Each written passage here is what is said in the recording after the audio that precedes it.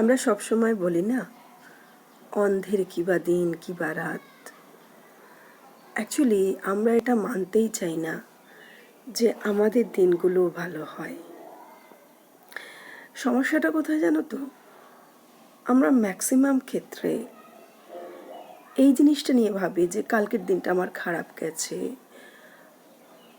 কি জানি কিভাবে কি ভুল হলো, কত খারাপ গেল দিনটা, কত অভাবে গেল দিনটা। এই জিনিসটা নিয়ে ভাবতে ভাবতে তার সাথে এটা ভাবতে থাকি, কালকের দিনটা এরম হয়ে গেছে, আগামীকালটাও যেন এরকমই হয়ে যাবে। এইটাই ভাবতে থাকি। এই ভাবতে ভাবতে ভাবতে ভাবতে আজকের দিনটার সময়টা আমরা নষ্ট করে ফেলি।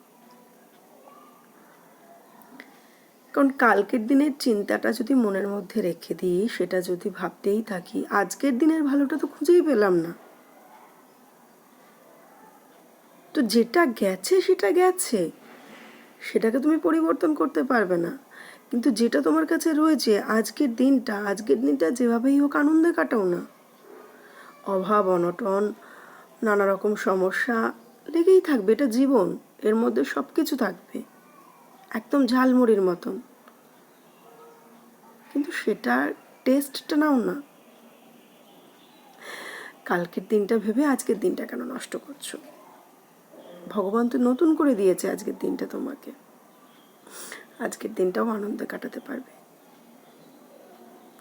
আগামী দিনেও যেটা আসবে সেটাও ঠিক এই চিন্তাধারায় কাটাও, দেখবে যতই সমস্যা থাকুক না কেন, প্রত্যেকটা দিনের মধ্যে কিছু না কিছু একটা আনন্দ খুঁজে পাবে।